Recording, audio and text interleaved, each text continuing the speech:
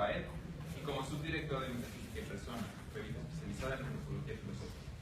Actualmente es director de la Facultad de Filosofía y Humanidades de la OPAED, miembro de la Red Iberoamericana Alliance, de la North American Society y del grupo de investigación sobre filosofía, sociedad y cultura denominado Ágora. Como parte de su investigación publicó el libro Reflexión y Determinación en la Moral y otros 3 como compilador. Cuenta con 7 capítulos del libro, 8 artículos especializados y 11 reseñas críticas, todas publicadas en distintas revistas de talla internacional. Es autor además de algunas guías didácticas para profesores de los textos de formación cívica y ética en Santillana y Nuevo México. Bueno, pues primero empezar agradeciendo también tanto a Luis como a Leonardo por todo su trabajo en la organización de este congreso, evidentemente también a la Universidad Autónoma de Aguascalientes y a todos sus organizadores. Yo, como mi pericia no es tanta, pues me atengo al texto para no dejar de decir lo que quiero decir y espero que me alcance el tiempo. Una de las primeras distinciones entre la concepción cartesiana de la mente y aquella que formula Leibniz radica en que el primero, además de comprender los actos mentales bajo el concepto de pensamiento, sostiene que todo acto mental de las sustancias incorpóreas es consciente, mientras que el hanoveriano, al entender estos actos en términos de percepción y apetición, admite la existencia de actos mentales carentes de apercepción o conciencia. Tal es el caso de las pequeñas percepciones, de las cuales no damos cuenta porque, cito, sus impresiones son o demasiado pequeñas a la par que excesivas en número, o están demasiado juntas de manera que no tienen nada que permita distinguirlas por separado, pero que estén unidas a las otras, no por ello dejan de producir efecto y de hacerse notar en el conjunto, aunque sea confusamente. Con esto, además de distinguir entre actos mentales conscientes e inconscientes, se admite también que la percepción admite cierta limitación, como ocurre en el caso de la percepción sensible, la cual, al conformarse por una infinidad de pequeñas percepciones, encierra cierta confusión inherente que le impide distinguir cada una de estas con claridad. La percepción sensible, en este sentido, se concibe como un tipo de conciencia fenoménica que nos permite dar cuenta, al menos de forma confusa, de aquellas impresiones recibidas a través de los órganos sensoriales. Cuando hablamos de la sensibilidad en Leibniz, sin embargo, observamos una cierta distinción entre aquellas percepciones sensibles que percibimos y aquellas de las cuales no reparamos, tal y como ocurre cuando dormimos, ya que, mientras se duerme, nunca deja de tenerse algún sentimiento más o menos débil, incluso cuando no se sueña. Lo cual nos permite distinguir a su vez entre dos conceptos distintos de sensación. En cuanto a que, así como hay percepciones simples carentes de percepción, encontramos percepciones que se elevan al grado de la sensación sin por eso ser apercibidas. De modo que, a pesar de que el hanoveriano a menudo alude a la sensación teniendo en mente los actos conscientes, como se puede apreciar en la evidencia textual que ofrece Kulsta al respecto, observamos ciertas sensaciones que al no estar acompañadas de memoria no son susceptibles de ser apercibidas. Aunque en sentido estricto la percepción se presenta hasta el nivel de la sensación, particularmente en aquellas sensaciones que van acompañadas de memoria, existe evidencia textual que nos permite distinguir entre la percepción sensible y el tipo de percepción que se da a través de los actos reflexivos, esto es, entre la conciencia fenoménica y la conciencia en la vida, la cual alude no tanto a la capacidad de dar cuenta de los objetos externos y de nuestras impresiones sensibles, como a la capacidad del sujeto de percibirse a sí mismo y a sus operaciones internas. La distinción que se hace presente de manera más precisa cuando el hanoveriano, en sus nuevos ensayos, distingue entre percibir y entender. Cito: nos damos cuenta de muchas cosas en nosotros y fuera de nosotros que en principio no entendemos, pero cuando llegamos a tener ideas distintas mediante el poder de reflexionar y de deducir verdades necesarias, entonces las entendemos. En este sentido, las bestias no tienen entendimiento, aunque poseen la facultad de apercibirse de las impresiones más destacables y distinguidas, al modo en que el jabalí advierte a una persona que le grita y va derecho hacia dicha persona, aunque hasta entonces no había tenido de ella más que una percepción pura, pero confusa, como de todos los demás objetos que caen en su campo visual y cuyos rayos hieren su cristalino. Según mi modo de entenderlo, el entendimiento se corresponde con lo que los latinos llamaban intellectus, y el ejercicio de dicha facultad se llama intelección, y consiste en una percepción distinta junto con la facultad de reflexionar que no existe en los animales. El problema se presenta cuando confrontamos esta serie de distinciones con algunas concepciones estándar de la percepción, ya que éstas tienden a vincular la percepción con los actos reflexivos, atribuyendo a Leibniz una posición inconsistente. La inconsistencia se presenta entre el pasaje citado, donde el hanoveriano atribuye a los animales a percepción más no reflexividad, y la definición de percepción que aparece en el parágrafo 4 de sus principios de la naturaleza y la gracia, en el que concibe la percepción en términos de conocimiento reflexivo. Aunado a esta inconsistencia, encontramos dos aproximaciones contemporáneas al tema de la percepción en Leibniz, a saber, por un lado, las que conciben la percepción como una operación reflexiva de segundo grado, esto es, una percepción de la percepción. Por otro lado, aquellas que distinguen la apercepción sensible y conciencia, articulando una teoría de primer orden para la conciencia fenoménica y reservando la reflexividad para la segunda. Así, mientras la primera aproximación considera la percepción como un acto de orden superior, esto es, que una percepción es apercibida en virtud de un segundo acto intencionalmente dirigido a ese estado mental, las aproximaciones de primer orden sostienen que la percepción sensible o conciencia fenoménica depende de ciertas características o condiciones propias del estado mental en cuestión. Mi propuesta, tal y como pretendo evidenciar a lo largo de este trabajo, consiste en defender que Leibniz, al distinguir entre percepción sensible y conciencia, se sitúa en un punto intermedio entre estas dos aproximaciones, lo cual es fundamental para entender la relación entre los niveles o grados de percepción que propone, percepción simple, sensación e intelección, y los tipos de monadas que conforman su ontología monadológica, simples monadas, almas y espíritu. Para lograr este objetivo, realizaré tres cosas. En primer lugar, analizo en qué sentido afirma Leibniz que percepción y apetición son los principios internos del cambio, y en qué medida estos explican la actividad mental de las monadas. En segundo lugar, reconstruyo una concepción leibniziana de la percepción sensible de conciencia fenoménica a partir de la relación entre distinción, memoria y atención. Finalmente, y eso sí me da tiempo, en tercer lugar, articulo una concepción de la conciencia desde la reflexividad, lo cual, si mi hipótesis es cierta, nos permite esclarecer los tipos de monadas que el hanoveriano distingue en sus obras de madurez. La teoría leibniziana de la percepción y la percepción en general, tal y como se puede apreciar en su monadología, se inserta en el marco de su ontología y de su comprensión dinámica de la realidad, según el cual todo ser creado está sujeto a cambio, y en consecuencia también la monada creada, e incluso que dicho cambio es continuo en cada una. Para Leibniz, en efecto, substancia y acción son dos caras de una misma moneda, en cuanto que, por su propia naturaleza, una substancia no puede existir sin acción.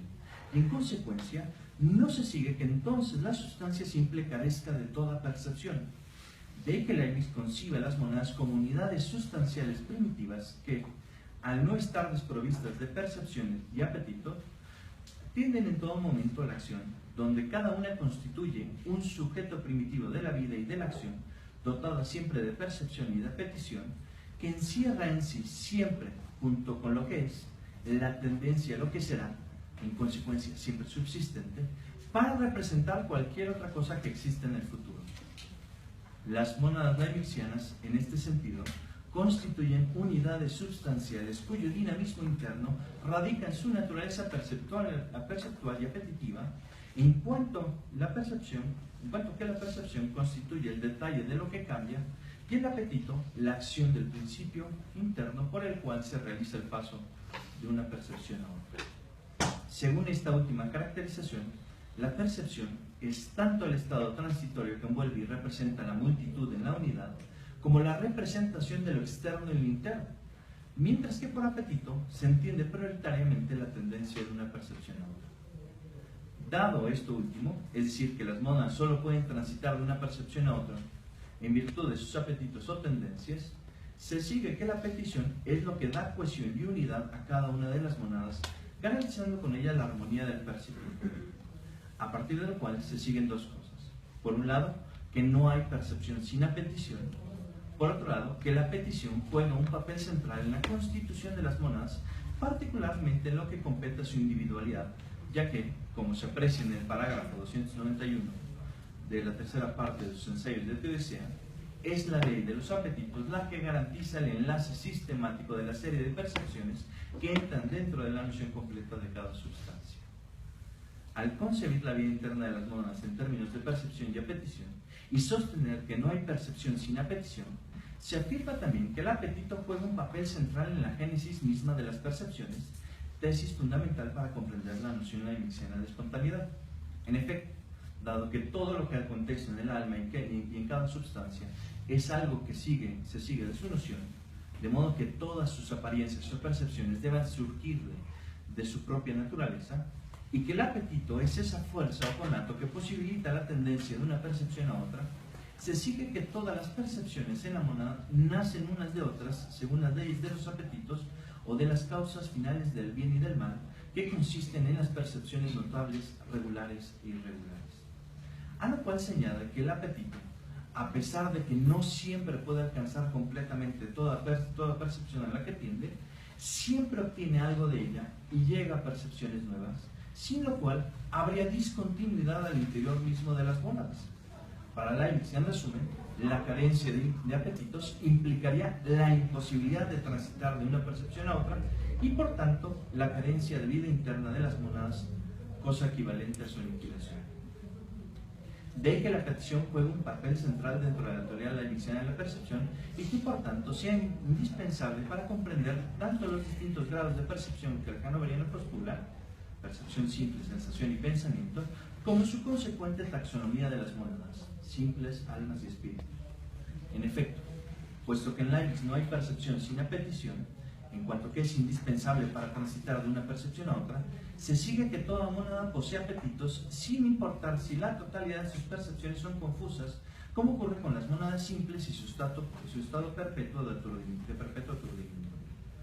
Para estas últimas, dado que la totalidad de sus percepciones son confusas, se sigue que sus apetitos o tendencias son en cierto modo pasivas o ciegas, caracterización que concuerda con el parágrafo 49 de su monodología, en cuanto que en este pasaje atribuye acción a la mónada en tanto que tiene percepciones distintas y pasión en tanto que las tiene confusas.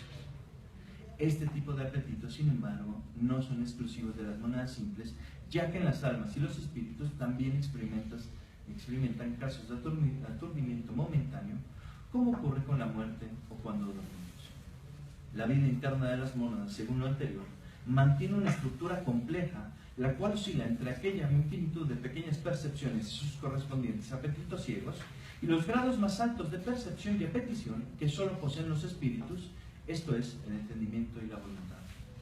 Incluso en el caso de las almas y de los espíritus, cuyas percepciones no siempre son confusas como en las mónadas simples, encontramos diversos grados de complejidad y de perfección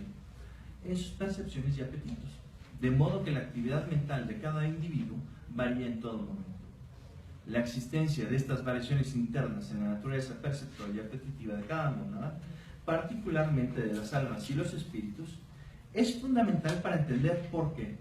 a pesar de que siempre están percibiendo, no siempre logran dar cuenta de todas sus percepciones. Más aún, si mi hipótesis es correcta, la existencia de distintos grados de percepción simple a percepción sensible y conciencia,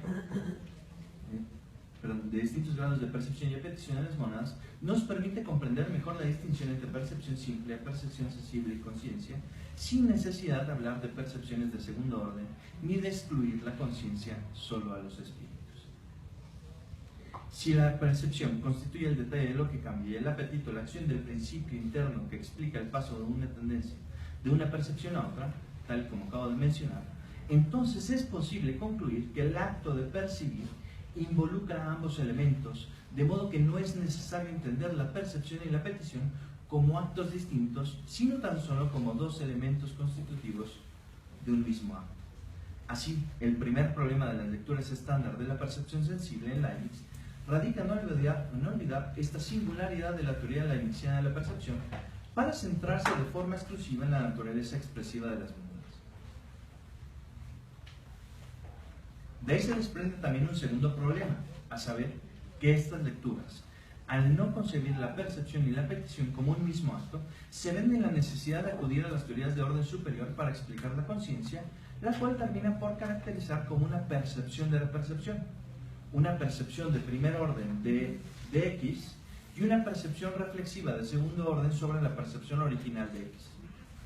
Esta caracterización de la percepción como un acto reflexivo de segundo orden, sin embargo, es objetable en cuanto que deja sin resolver la inconsistencia relativa a la percepción animal. La presencia de esta inconsistencia, a su vez, nos permite vislumbrar un tercer problema, a saber, que las lecturas estándar carecen de una distinción clara entre la percepción sensible o conciencia fenoménica y la conciencia, cuyos rasgos constitutivos son la reflexión y la introspección.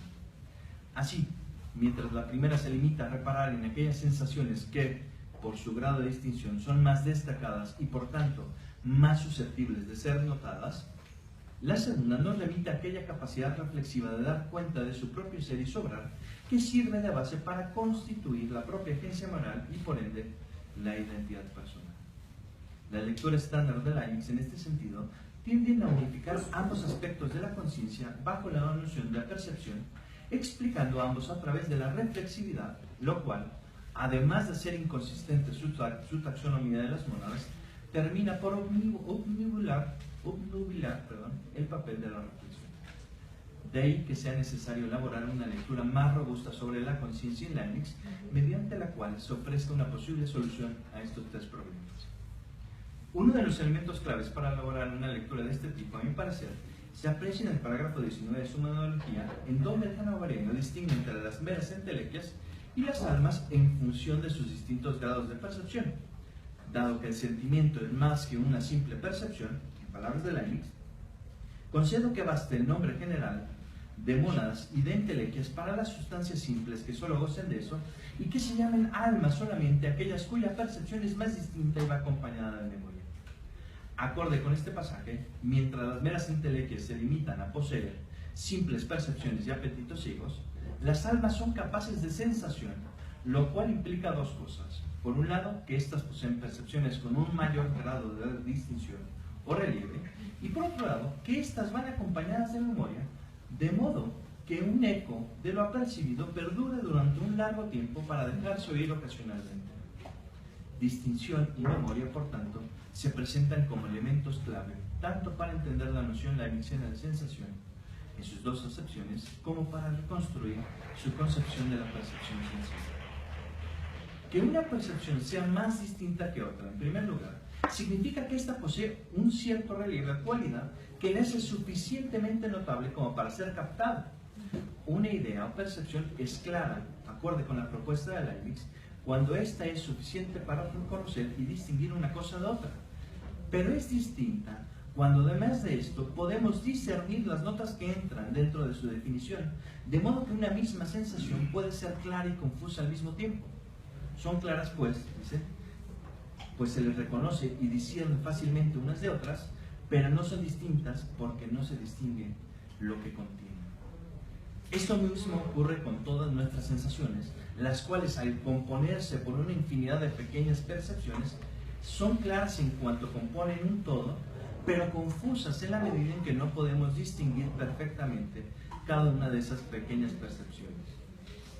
Para comprender mejor esto último, sin embargo, es necesario señalar que las sensaciones, a diferencia de las percepciones simples, son representaciones de cierto tipo de estados corpóreos, a saber, estados de los órganos sensoriales, es decir, representaciones de las impresiones sensibles que captamos mediante nuestros órganos sensoriales, tal y como se aprecia en el mismo parágrafo 4 de sus principios de la naturaleza y la gracia. Cito: pero cuando la mónada tiene órganos tan ajustados que mediante ellos hay relieve y distinción en las impresiones que reciben y por consiguiente en las percepciones que representan, como por ejemplo cuando mediante la figura de los humores de los ojos se concentran los rayos de la luz y actúan con más fuerza, puede llegarse hasta el sentimiento. Esto significa que el relieve o cualidad en virtud del cual una percepción es más distinta de otra, por ende, se relaciona con el relieve y distinción de las impresiones que reciben nuestros órganos sensoriales, de forma que los grados de distinción de nuestras percepciones aluden a la fuerza de las impresiones sensibles que captan estos órganos. Dada la correspondencia que el hannoveriano postula entre alma y cuerpo, se sigue también que hay una correspondencia entre la fuerza con la que nuestros órganos sensoriales reciben tal o cual impresión y el grado de distinción de su correspondiente representación mental. Esto ocurre, por ejemplo, con el ojo, el cual al reunir varios rayos de luz o muchas ondulaciones del aire para que por esa reunión sean más eficaces, logra obtener una impresión mucho más fuerte y consecuentemente una sensación con mayor fuerza mental. Que una sensación goce de una mayor fuerza mental y por tanto de un mayor grado de distinción no es condición suficiente para hablar de percepción sensible, como sostiene Jorgensen en un primer momento. A pesar de que el grado de distinción es suficiente para transitar de la mera percepción al sentimiento, como sostiene en su espécimen Inventorum Admirandis Naturae Generalis Arcanis de 1688, esta noción de sentimiento alude prioritariamente a aquellas sensaciones que percibimos sin por eso percibirlas, como ocurre mientras dormimos.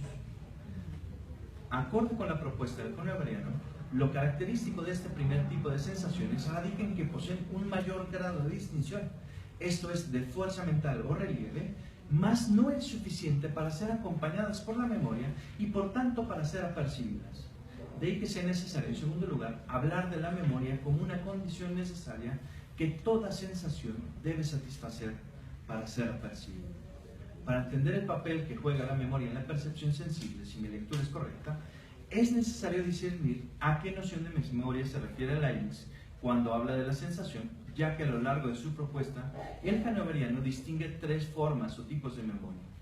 La virtual o ontológica, en virtud de la cual toda mónada contiene siempre trazos de lo que siempre ha sido y marcas de lo que siempre será. La reminiscencia, cuya función consiste en reproducir aquellas sensaciones previas sin que el objeto vuelva a estar presente. Y el recuerdo, souvenir, a través del cual el sujeto no solo es consciente de la existencia del objeto externo, sino además de sí mismo. A pesar de que el primer tipo de memoria, esto es, la memoria virtual o ontológica, garantiza tanto la continuidad en el flujo de percepciones que posee cada mónada, como una cierta identidad ontológica, de modo que incluso es posible para las sustancias racionales revivir algunas de esas percepciones virtuales, como se aprecia en su correspondencia con Arnaud, queda claro que esta no es la noción de memoria a la que el hannoveriano hace referencia cuando habla de la sensación, en cuanto que ésta alude a toda mónada en general, mientras que la sensación es propia solo de las almas. Queda claro también que tampoco alude al tercer tipo de memoria, pues esta alude a un tipo de memoria reflexiva que, en consecuencia, solo es posible encontrar en las sustancias racionales. De ahí que la percepción sensible o conciencia fenoménica se relacione prioritariamente con la reminiscencia y solo tangencialmente, en el caso de los espíritus, con el recuerdo, lo cual nos permite salvaguardar la aparente inconsistencia que se presenta al hablar de la conciencia en los animales no humanos, sin la necesidad de aludir a una teoría de orden superior. La reminiscencia, en efecto, no requiere ni de la reflexión ni del conocimiento de sí mismo, sino tan solo de la repetición de la sensación con su contenido intencional original, sin que el objeto intencional esté presente. Esto significa que, para hablar de la percepción sensible de conciencia fenoménica en Leibniz, no basta con decir que las percepciones son almacenadas en la memoria, para lo cual no es necesario que éstas posean un mayor grado de distinción, así como tampoco es necesario un acto reflexivo, ya que, como menciona en sus consideraciones sobre los principios de la vida, dice: hay mucha distancia entre el sentimiento, que es común a estas almas, y la reflexión, que acompaña a la razón, puesto que nosotros tenemos 1000 sentimientos sin reflexionar acerca de ellos. Para que una sensación sea percibida, si mi lectura es correcta, es necesario que ésta posea fuerza mental suficiente para producir de golpe el efecto de un hábito prolongado o de muchas percepciones mediadas reiteradas, de modo que el alma puede reparar en su contenido. La reminiscencia, en este sentido, cito Leibniz, proporciona a las almas una consecuencia que imita la razón, en la medida en que permite establecer una conexión entre los fenómenos percibidos más destacados. Para que esto último ocurra, esto es, que el alma repare en el contenido de sus sensaciones, es necesario añadir un tercer elemento constitutivo de la sensación, el cual haga justicia a la teoría leibniziana de la percepción, en especial al apetito. Este tercer elemento aparece en una tercera caracterización de la sensación de 1710, según la cual la sensación es la percepción que encierra algo de distinto y va unida con la atención y la memoria. Acorde con este pasaje, para hablar de sensación y percepción sensible, es necesario que el sujeto percipiente posea, además de percepciones distintas y de la reminiscencia, la capacidad de atender a algunas de sus sensaciones. Pues, en palabras de Leibniz, siempre hay objetos que llaman la atención de nuestra vista o de nuestro oído y por lo tanto afectan también nuestra alma, sin que nos demos cuenta, porque nuestra atención está absorta en otros objetos, y ello es así hasta que el objeto sea capaz de atraerse su atención, redoblando su actividad por cualquier otro medio. Una sensación es apercibida en este sentido cuando posee la fuerza o distinción suficiente para producir una disposición habitual novedosa, capaz de ser reproducida por la memoria y en consecuencia atraer nuestra atención. De acuerdo a la tabla de definiciones que el hanoveriano elabora entre 1702 y 1704, se llama atención al estado mental o pensamiento que implica un cierto deseo de conocer. Una caracterización semejante de la atención se aprecia en sus nuevos ensayos, donde afirma que tenemos atención de aquellos objetos que distinguimos y preferimos respecto a los demás. Cabe aclararse que, aun cuando ambas definiciones aluden a la atención como un tipo de deseo o preferencia, lo cual supone una atención selectiva de carácter voluntario, a lo largo de la obra de Leibniz podemos encontrar ciertos casos en los que la atención es atraída o capturada de forma involuntaria, como ocurre cuando despertamos a causa de una impresión sensible fuerte que atrapa nuestra atención. Con todo esto, la caracterización de atención en términos de deseo o preferencia nos permite inferir que la atención, sea voluntaria o no, hace alusión a un cierto tipo de apetito o tendencia cognitiva que permite al sujeto advertir ciertas sensaciones. La percepción sensible, en este sentido, mantiene una estructura compleja entre distinción, memoria y atención, la cual, sin embargo, no necesariamente va acompañada de actos reflexivos. Esto último nos permite dos cosas. Por un lado, salvaguardar la aparente inconsistencia que se presenta al hablar de la conciencia animal. Por otro lado, distinguir entre la percepción sensible y la conciencia, reservando la segunda para el caso específico de los espíritus. ¿Voy bien? ¿Todo? 3 minutos. Mientras la percepción sensible alude a un acto de primer orden que hace posible atender a algunas de nuestras percepciones sensibles más destacadas, como se aprecia en el pasaje del jabalí citado al inicio, el hanoveriano define la conciencia como la reflexión sobre una acción o la memoria de una acción que reconocemos como nuestra, lo cual incluye la verdadera sustancia misma, o sea, algo. La conciencia, acorde con esta primera definición, consiste en un acto reflexivo o recuerdo, souvenir, inmediato que acompaña a la acción interna, mediante el cual los espíritus alcanzan un conocimiento de lo que son y de lo que hacen, tal y como se puede apreciar en el parágrafo 34 de su discurso de metafísica. Se trata, pues, de un acto reflexivo de segundo orden que no siempre está presente en los espíritus, ya que si fuesen conscientes de todos sus actos, ello implicaría que para cada reflexión habría otra reflexión, de modo que se daría una regresión al infinito que impediría progresar hacia nuevos pensamientos. La diferencia con la percepción sensible radica en que, a pesar de que no todas las acciones de los espíritus estén acompañadas de actos reflexivos de la conciencia, los espíritus siempre son conscientes de sus pensamientos, de forma tal que, si alguien nos dirige, o si nosotros mismos nos dirigimos hacia nuestros pensamientos precedentes, sabríamos que los tuvimos. Esto supone en consecuencia que nuestros pensamientos pueden ser dirigidos a la conciencia, o bien por una causa externa, como ocurre cuando alguien nos interroga sobre lo que pensamos, o bien por una causa interna voluntaria que nos permite reparar en ella. Ya sea externa o interna, la causa, lo más relevante de esta afirmación se aprecia al enfatizar la relación entre la conciencia y la identidad personal, ya que con esto se afirma no solo que la última no depende de una cierta continuidad psicológica, sino también que ésta puede ser evocada por otro. Esto es, que el otro puede ayudarme a recordar quién soy, tal y como se puede ver en un pasaje de los Nuevos Ensayos que no citaré por ser demasiado extenso. Todo lo cual supone que la conciencia de la Helix, además de constituir un tercer tipo de memoria, a saber, el recuerdo, alude también a un tipo de atención que, de acuerdo con la atención, puede ser ocasionado tanto por el testimonio del otro como por nuestra propia voluntad. Me refiero en particular a aquella atención que prestamos a lo que hay en nosotros, incluyendo las ideas innatas, en cuanto que, así como somos, por así decirlo, innatos a nosotros mismos,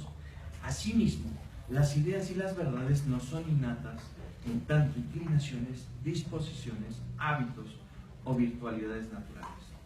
Esto último implica que los espíritus no solo son capaces de prestar atención sobre el contenido de sus acciones, como ocurre con la percepción sensible respecto de las percepciones sensibles, sino que también son capaces de adscribirse a la acción en cuestión y, por tanto, de asumir responsabilidad por ella. En palabras del Canobreano, la reflexión no consiste en esto, el mero recuerdo de una acción, pues no solo me represento mi acción, sino que también pienso que es mía y que soy yo quien hace o ha hecho esta acción. Cuando se habla de la conciencia en la Helix, a modo de conclusión, se hace referencia a aquel conocimiento reflexivo de carácter introspectivo, si era la conclusión, que permite al sujeto dos cosas. Por un lado, adscribirse a la causalidad de sus acciones y, en consecuencia, asumir responsabilidad por ellas. Por otro lado, conservar su cualidad moral y, por tanto, su identidad personal.